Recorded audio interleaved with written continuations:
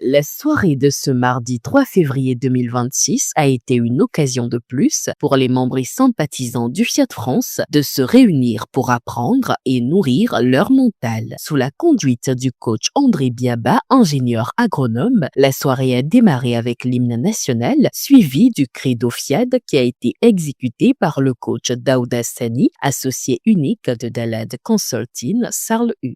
Je m'engage à être si fort que rien ne peut perturber ma paix intérieure. I commit myself to be so strong to worry, so noble to be angry, so strong to be afraid. L'instant d'après, la parole est revenue au coach Maoubeme Abokou, commerçante, pour les décrets de bienvenue qui préparent les participants aux différents enseignements. Je vous invite à s'installer confortablement. Prenez note, remplissez vos paniers des outils d'enseignement concret, soyez attentifs, restez connectés à la bonne fréquence de vibration positive. Je nous décrète une agréable soirée de gloire.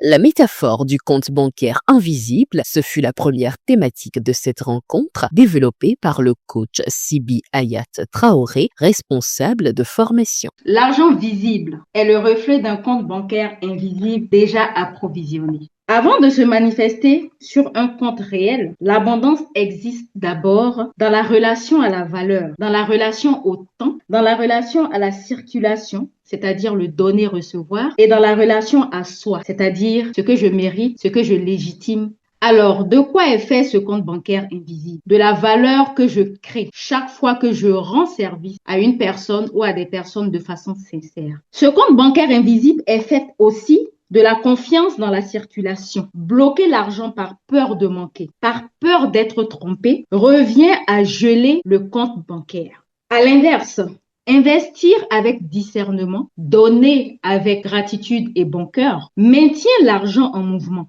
La cohérence intérieure, un autre élément qui maintient le compte bancaire invisible. Chaque fois qu'on a une discipline quotidienne, ça crée un intérêt composé. Chaque refus face à l'ego protège notre capital. En réalité, ceux qui s'enrichissent durablement pensent en solde et non en gain immédiat. Continuons à nourrir notre capital invisible. L'oratrice suivante, le coach Virginie Yao, présidente du Fiat France, a abordé la métaphore du miroir et de la fenêtre.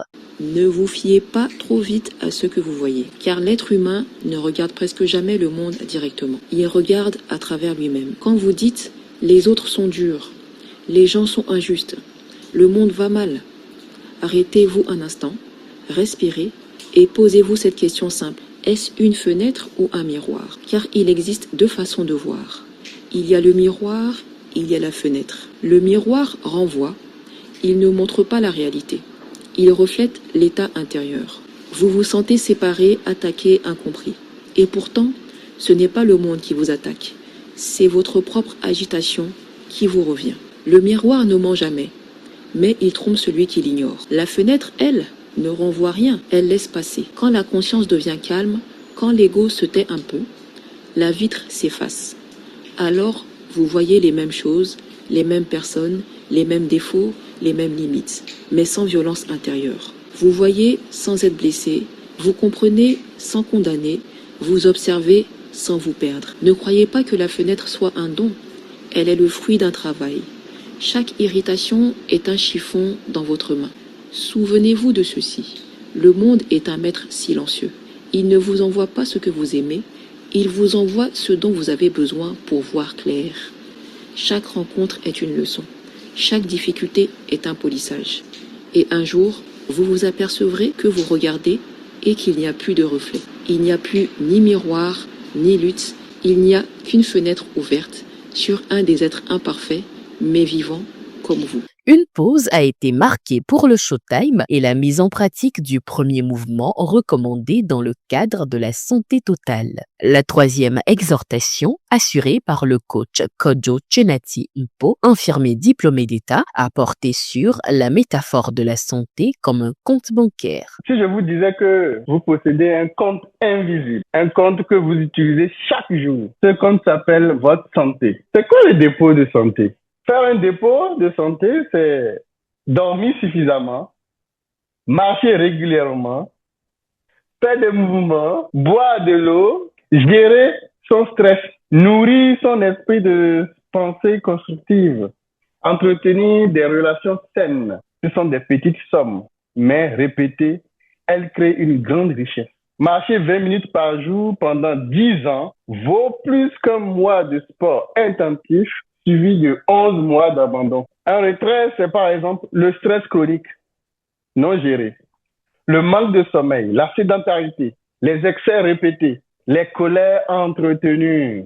Je vous exhorte à ouvrir un compte consciemment. Faites au moins un dépôt volontaire par jour. Un mouvement, une respiration profonde. Rappelez-vous, la bonne alimentation, les épices, les fruits. Un moment de calme, parce que tout cela, c'est de la vraie richesse. Ce n'est pas seulement ce que vous possédez, c'est l'énergie avec laquelle vous pouvez l'utiliser. Investissez, faites des dépôts, minimes que soient-ils, ils vous entraîneront à devenir des milliardaires en santé. Pour couronner le tout, un puissant atelier de programmation a été conduit par le coach Kumealo Hilda Pana, médiatrice au Centre culturel et social. En conscience de l'esprit, en montant que ma source illimitée a le pouvoir divin de restituer les années perdues. Cette soirée, riche en enseignements déménageants, s'est achevée par ce moment de positivité.